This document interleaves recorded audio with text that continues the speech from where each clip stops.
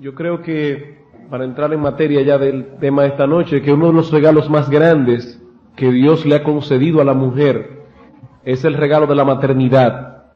Sin embargo, debemos reconocer que a pesar de todo lo hermoso y lo maravilloso que pueda tener el embarazo, para la mujer es una experiencia fuerte y el embarazo tiene ciertas cosas que no son de lo más tierno ni de lo más agradable. Hay una serie de cambios que ocurren en la vida de la mujer durante el embarazo, como por ejemplo cambio de fisionomía, vienen náuseas, mareos, cansancios, y todo eso sumado al dolor de parto que viene al final, que es bastante fuerte. Sin embargo, a pesar de todo eso, las mujeres siguen pensando que una de las cosas más grandes que Dios le ha dado es el hecho de poder concebir. ¿Y saben por qué? Porque al final de todas esas molestias vienen los bebés. Y por lo tanto, después de los 9 meses de sufrimiento, ellas van a tener en sus brazos el fruto de sus molestias. Porque lo que hace que la mujer pase con alegría y con gozo los 9 meses de embarazo es el saber que todo eso tiene un propósito y que al final de todo habrá un bebé. Yo creo que algo similar sucede con nosotros en medio de nuestras aflicciones. Cuando nosotros sentimos que estamos sufriendo, que estamos siendo afligidos, y pensamos por un momento que todo eso no tiene ningún propósito, eso nos puede llevar ciertamente a una depresión. Pero si en medio de las aflicciones recordamos que nuestro Dios es soberano, que nuestro Dios nos ama y que Él hace que todas esas cosas contribuyan para nuestro bien de una forma u otra, de tal manera que nosotros veamos el propósito que tiene Dios con las aflicciones, entonces, en vez de deprimirnos, eso nos va a ayudar a crecer y a fortalecernos en la fe. Y hay un texto de la Escritura que habla precisamente acerca de esto, Romanos capítulo 8, versículo 28. Romanos capítulo 8, versículo 28 dice, y sabemos que a los que aman a Dios, todas las cosas les ayudan a bien. Esto es, a los que conforme a su propósito son llamados. Y la primera palabra con la que nosotros nos encontramos en este texto es la palabra sabemos. Dice el apóstol Pablo, nosotros, los cristianos, sabemos eso. No se trata de una mera idea o de una mera suposición, sino más bien de algo que es bien conocido, algo que es bien sabido. Eso es algo que los creyentes sabemos, que a los verdaderos hijos de Dios, a los que aman a Dios, a todos aquellos que han sido llamados soberanamente conforme al propósito eterno de Dios, todas las cosas le ayudan a bien. La responsabilidad del creyente es hacer uso de ese conocimiento que posee cuando el caso lo requiera. Porque muchas veces sabemos, pero en el momento que necesitamos aplicar lo que sabemos, nos volvemos un tollo. Ahora alguien se preguntará, ¿y cómo es que sabemos eso? ¿De dónde vino ese conocimiento que dice Pablo tan ciertísimamente que todo cristiano tiene? Bueno, en primer lugar, yo pienso que nosotros sabemos eso por la experiencia de otros en el pasado y la nuestra también. Hermanos, ¿acaso no aprendemos esto, por ejemplo, de la vida de José, que fue vendido por sus hermanos y cómo Dios cambió todas esas adversidades para bien? ¿Acaso no aprendemos esto de los amigos de Daniel? ¿Cómo Dios fue glorificado cuando ellos fueron echados en el foso, en el horno ardiendo? ¿O no aprendemos eso de la misma experiencia de nuestro Señor Jesucristo, que fue la cosa más vil, más inicua que pasó en este mundo y sin embargo de ella podemos extraer la más grande bendición? ¿No aprendemos eso de la experiencia de esos hombres? ¿Hubiese escrito Job su libro que tanto bien ha hecho al pueblo de Dios durante todas las épocas si no hubiese pasado por todas las aflicciones que pasó? ¿O hubiese Juan Bunyan escrito El progreso del peregrino si no hubiese estado 12 años presos en la cárcel de Bedford? Por las experiencias de esos hombres nosotros sabemos que todas las cosas ayudan a bien. Pero yo creo que no tenemos que irnos a la experiencia de otros. Yo estoy completamente seguro que todos los cristianos que están en esta iglesia pueden recordar algún momento en su vida pasada cuando Dios tornó una aflicción en bendición. Nosotros sabemos eso por la experiencia de otros y por la nuestra. Pero también sabemos eso porque la Escritura lo revela. La Escritura nos dice claramente que nuestro Dios es soberano, que Él hace su voluntad en el cielo y en la tierra, que nadie puede frustrar sus planes, que Él nos ama con un amor eterno e incondicional y que por lo tanto Él solo procura nuestro bien. Eso no lo dice la Biblia. Entonces no debemos pensar que Él usará el poder, la sabiduría y la bondad que tiene para con nosotros para hacer que todo lo que nos rodea coopere para nuestro bien. Por eso dice Pablo, ciertísimamente los cristianos saben eso. Ahora, noten, hermanos, que el apóstol Pablo ha sido muy específico en el momento de decir esta promesa. Esta promesa no es para todo el mundo. Esta promesa es exclusiva. Apunta solo hacia un pequeño grupo de personas. Y a ese pequeño grupo de personas, el apóstol Pablo no le llama simplemente hijos de Dios, sino que Pablo dice en primer lugar, sabemos que a los que aman a Dios. ¿Cómo le llama Pablo aquí a los cristianos que son los que van a recibir directamente esta promesa? Pablo le llama primeramente los que aman a Dios.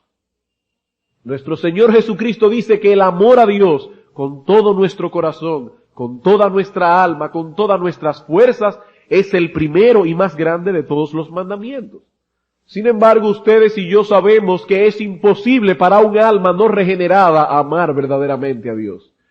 Pero los verdaderos creyentes aman a Dios porque el Espíritu Santo, en el momento de regenerarlos, coloca ese amor a Dios en sus corazones. Un amor que es especial.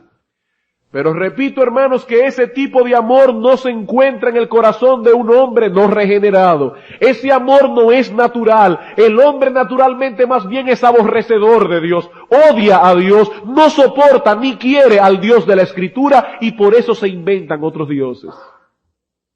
Por eso dice el apóstol Juan, nosotros le amamos a Él. ¿Por qué?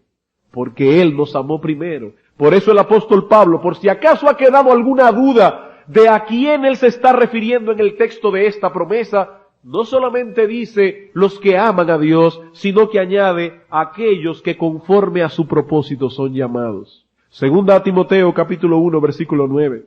Quien nos salvó y llamó con llamamiento santo. Por otra parte, el mismo texto nos dice que es un llamamiento de gracia. ¿Por qué me llamó a mí Dios y no llamó a otro a salvación? Porque es un llamamiento de gracia, dice Él, quien nos salvó y llamó con llamamiento santo, no conforme a nuestras obras, sino según el propósito suyo y la gracia que nos fue dada en Jesús antes de los tiempos de los siglos. Es un llamamiento de gracia y por otra parte, y damos gloria a Dios por ello, es un llamamiento irresistible. No se puede resistir, porque dice la Escritura, irrevocables son los dones y el llamamiento de Dios. Hermano, cuando Dios te llamó a salvación, tú no viniste al Evangelio porque eras mejor que los demás pecadores, sino porque el llamamiento con que Dios te llamó fue un llamamiento irresistible. Tú no podías resistirlo. Dios conquistó tu voluntad. Y ese llamamiento está claro en nuestro texto. Dice aquí, a los que conforme a su propósito son llamados. Vemos entonces en Romanos capítulo 8, versículo 28, que hay un llamamiento y que ese llamamiento es conforme a un propósito eterno de Dios. ¿Y cuál es ese propósito eterno que tiene Dios al llamarnos a salvación? Su propia gloria. Dios lo hace todo para la gloria de su nombre. Y a pesar de que hay pecado en el mundo, al final veremos que Dios ha movido todas las cosas para que glorifiquen su nombre. Pero resulta, hermanos, que cuando el nombre de Dios es glorificado, el pueblo de Dios es bendecido. Por eso, como Él nos llamó conforme a un propósito que no puede ser frustrado de ninguna manera, dice la Escritura, por eso todas las cosas, a esos que fueron llamados conforme a ese propósito, tienen que obrar para bien. Por eso, hermanos, esta promesa es inclusiva y exclusiva. Es exclusiva porque solo atañe a los hijos de Dios. Los inconversos no tienen parte ni suerte en este asunto. Aquí dice a los que aman a Dios, a los que conforme a su propósito son llamados. Es una promesa exclusiva, pero es una promesa inclusiva porque incluye a todos los hijos de Dios. Bien, ¿y cuál es la promesa?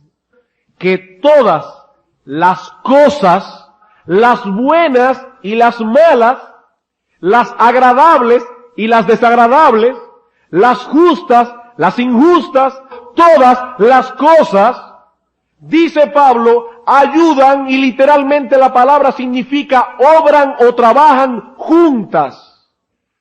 Hermanos, ¿sabían ustedes que hay sustancias venenosas que al ser ligadas por un experto se convierten en una medicina potente? De la misma manera nuestro Dios tiene el poder para hacer que cosas que son inicuas, perversas, injustas, desagradables, hacer que todas esas cosas se conviertan en una tremenda medicina para el pueblo de Dios. Todas las cosas trabajan juntas para el bien de aquellos que han sido llamados por Dios. Porque nuestro Dios es sabio, es todopoderoso y nos ama con un amor eterno, y por lo tanto Él hace que todas las cosas cooperen, dice Pablo, para nuestro bien. O como dice el salmista, todas las sendas de Jehová son misericordia y verdad para los que guardan su pacto y sus testimonios. Todas las sendas de Jehová son misericordia y verdad. ¿Para quiénes? Para los que guardan su pacto. Para aquellos que pertenecen a ese grupo que se conoce en la Escritura como el pueblo de Dios, los elegidos. Esto no significa de ninguna manera que las cosas malas son buenas. Esto no significa de ninguna manera que el pecado es una bendición. No, eso no es lo que estamos diciendo. Las cosas malas son malas. El pecado sigue siendo perverso. Lo que estamos diciendo es que todas esas cosas se encuentran bajo el total y perfecto control de un Dios soberano que hace que todas esas cosas obren para nuestro bien. Pensemos por un momento en las adversidades. Es cierto que muchas de nuestras adversidades son causadas por Satanás.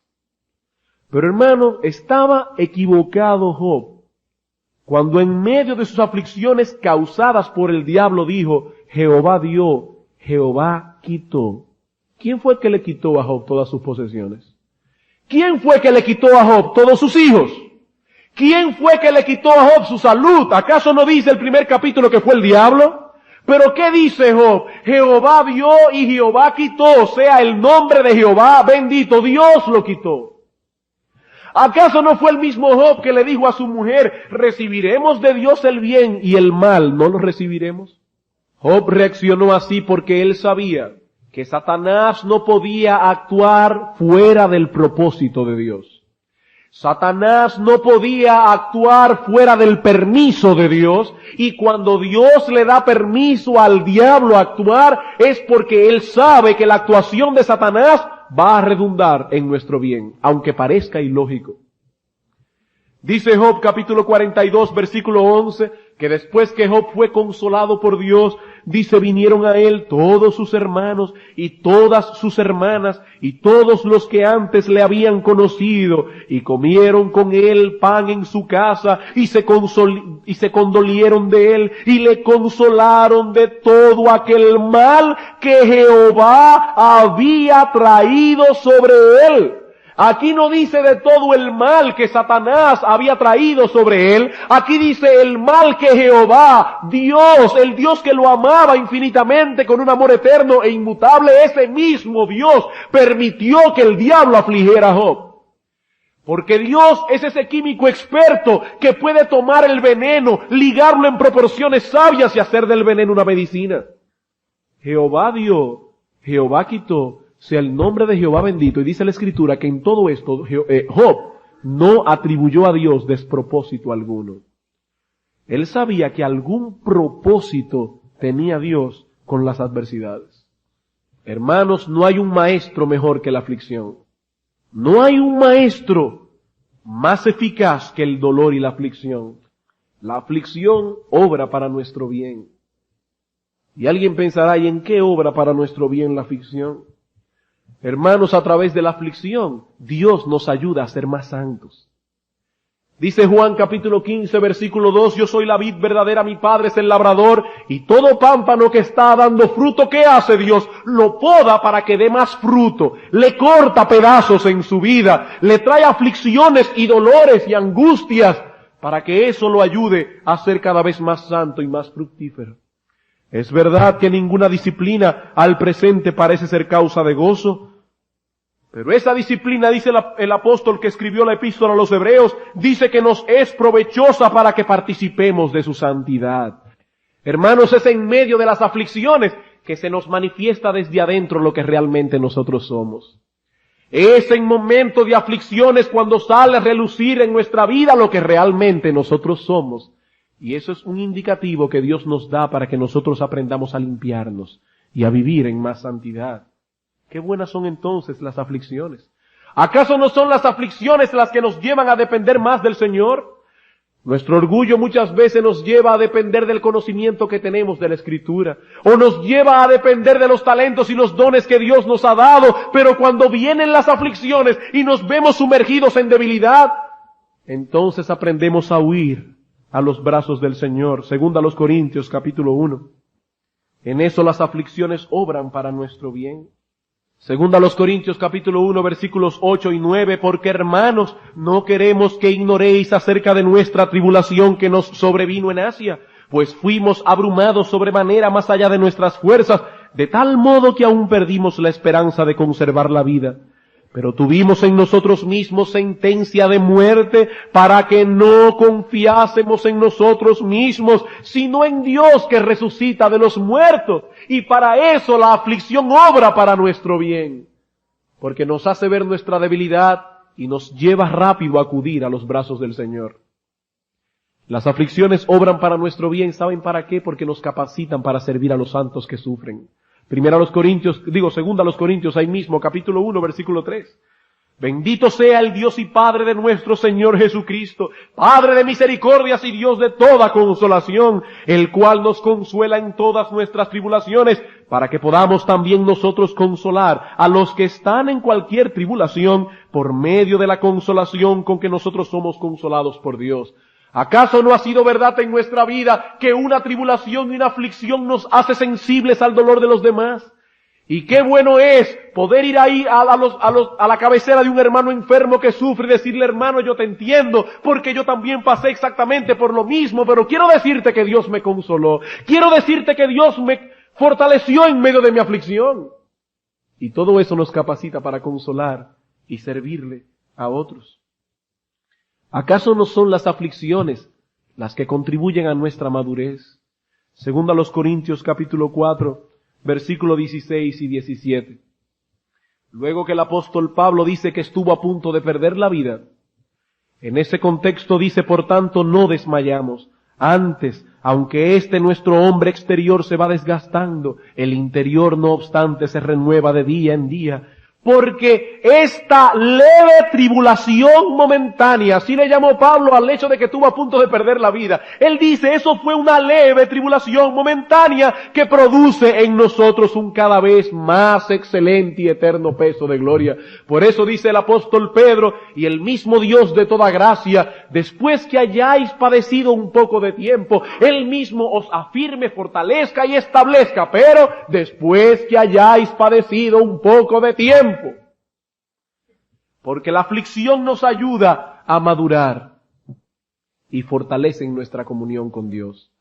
Cuando Job pasó por todas las aflicciones que había pasado, dice: de oídas te había oído, mas ahora mis ojos te ven. Fue en medio de las adversidades que David escribió: como el ciervo brama por las corrientes de las aguas, así clama por ti, oh Dios, el alma mía. Cuando el creyente está en aflicción, Dios lo lleva a una comunión más estrecha con Él. Por eso muchas veces Dios permite que nosotros pasemos por terribles y negros períodos de soledad.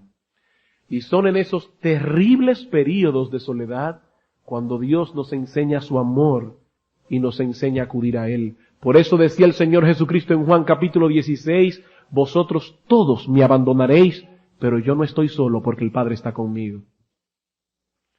Y cuando un creyente puede decir, yo no estoy solo porque el Padre está conmigo, no importa que lo dejen solos todos sus amigos porque el Padre está con él. En medio de las adversidades, la comunión nuestra con Dios se estrecha. Entonces, hermanos, las adversidades obran para nuestro bien.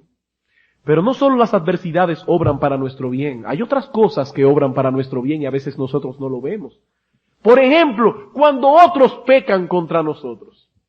Hermanos, cuando nosotros vemos la maldad en otros, recordamos lo que éramos nosotros antes de ser partícipes de la gracia de Dios. Y por eso la maldad de otros obra para nuestro bien, porque nos lleva a ser agradecidos. A pensar, oh Señor, si tu gracia no me hubiese encontrado, ¿dónde estaría yo? La lepra que consume y que corroe el corazón de ese hombre podría ser la lepra que corrompiera el corazón mío, pero tu gracia ha impedido que esa lepra me dañara por completo. Así que la maldad de otros obra para nuestro bien. Cuando los impíos arremeten contra el justo, usando armas que nosotros no podemos usar, eso nos lleva a acudir a Dios y decir, oh Dios, defiende nuestra causa. Como decía el salmista en el Salmo 35, cuando los impíos lo estaban afligiendo, decía el salmista, disputa, oh Jehová, con los que contra mí contienden, pelea contra los que me combaten, echa mano al escudo y al pavés y levántate en mi ayuda, saca la lanza, cierra contra mis perseguidores. Di a mi alma, yo soy tu salvación. Sean avergonzados y confundidos los que buscan mi vida. Sean vueltos atrás y avergonzados los que mi mal intentan. Sea como el tamo delante del viento y el ángel de Jehová los acose. Sea su camino tenebroso y resbaladizo y el ángel de Jehová los persiga. Hermanos, cuando los impíos arremeten contra nosotros, cuando los impíos atacan a la iglesia de Dios, ellos no se están dando cuenta que están siendo un canal de bendición para nuestra vida, porque cuando yo no me defiendo, Dios sale en mi defensa. Dios sale en mi defensa. ¿Y quién puede pelear contra Él? Hermanos, cuando otros pecan contra nosotros, eso también es una buena oportunidad para probar nuestra sinceridad. Nosotros estamos siempre dispuestos a ser bondadosos con los demás, siempre y cuando ellos nos amen. Siempre y cuando ellos no nos hagan mal. Pero nunca sabremos si nuestra bondad es genuina. Nunca sabremos si nuestra bondad es sincera hasta que Dios no nos ponga en la disyuntiva de amar a nuestros enemigos, de hacer bien a los que nos persiguen y nos ultrajan. Y es en momento de aflicción, cuando otros pecan contra nosotros, que tenemos una buena oportunidad de mostrar que nuestra fe es sincera, que nuestra bondad y nuestra misericordia es genuina. El pecado de otros también produce una santa tristeza en el creyente, que contribuye a que el cristiano sea más santo, porque eso nos lleva a odiar aún más el pecado. Como decía David, ríos de aguas descendieron por mis ojos cuando yo vi que ellos no guardaban tu ley. Esa santa tristeza lleva al cristiano a ser cada vez más santo. Además, Dios muchas veces usa los ataques de los impíos contra el pueblo de Dios para glorificar su nombre. ¿Acaso no se glorificó Dios cuando los hermanos de José lo vendieron por envidia? Y Dios llevó a José a bien. ¿Acaso no dice el salmista en el Salmo 23, aderezas mesa delante de mí en presencia de mis angustiadores? Cuando los enemigos arremeten contra el pueblo de Dios, Dios se place en hacer bien, en bendecir a su pueblo, para hacer ver a los impíos que con todas sus armas carnales, el pueblo de Dios tiene un Dios que ellos no conocen. Por eso, hermanos, gloria a Dios y gracias a Él, porque algunos atacan su iglesia. Porque cuando la iglesia de Jesucristo es atacada por impíos o por falsos hermanos, entonces Dios comienza a bendecirla. Dios abre la ventana de los cielos, porque Dios se quiere glorificar en medio de su pueblo. En medio de las aflicciones, cuando otros pecan contra el pueblo de Dios. Hermanos, las aflicciones obran para nuestro bien. El pecado de otros obra para nuestro bien y hasta las tentaciones obran para nuestro bien. Yo no estoy diciendo que el creyente debe buscar las tentaciones. Más bien dice la Escritura que el creyente debe orar a Dios, Señor, líbrame de tentación. La tentación es perversa, es maligna, es inicua, es vil, pero Dios tiene tanto poder y controla aún hasta del pecado, que Él hace que las tentaciones del diablo obren para nuestro bien. ¿Acaso, hermanos, no son las tentaciones las que nos revelan lo que hay en nuestros corazones? Cuando somos tentados y nos pasan esos pensamientos horribles por nuestra mente. ¿Acaso no nos revela la maldad que hay en nuestra alma? ¿No son las tentaciones las que nos hacen apercibirnos del enemigo que nos acosa constantemente, pero que no vemos? Sin embargo, cuando Dios permite que nosotros seamos zarandeados como trigo, entonces es que nos hacemos alertas de que el diablo está rondando. Entonces las tentaciones son para nuestro bien. ¿No son también las tentaciones las que nos mantienen en humildad al revelarnos la maldad que hay en nuestra alma? Y decimos, oh Dios, si no fuera por tu gracia definitivamente, yo no hubiera podido ser salvo. La maldad que hay en mi alma es increíble. ¿No son también las tentaciones las que nos hacen desear el cielo con todo nuestro corazón? Entonces, hermanos, todo obra para nuestro bien. A aquellos que aman a Dios, a los que conforme a su propósito son llamados, esos habitan en un mundo de maldad, pero nuestro Dios es soberano para hacer que todas esas cosas contribuyan para el bien del Hijo de Dios. Pero esta no es una promesa que trabaja automáticamente en nuestras vidas cuando vienen las aflicciones. Ya usted y yo sabemos eso. Dios nos los ha enseñado a través de la experiencia. Dios nos lo ha revelado a través de la palabra de Dios. Pero hermanos, es algo que debemos recordar en los momentos de angustias. Pero hermanos, este es un problema básicamente de elección. De elección. Yo tengo que elegir usar el antídoto. Y elegir no deprimirme, sabiendo que dice la Escritura, que Dios lo promete y Dios no puede mentir, que a los que aman a Dios, todas las cosas ayudan a bien.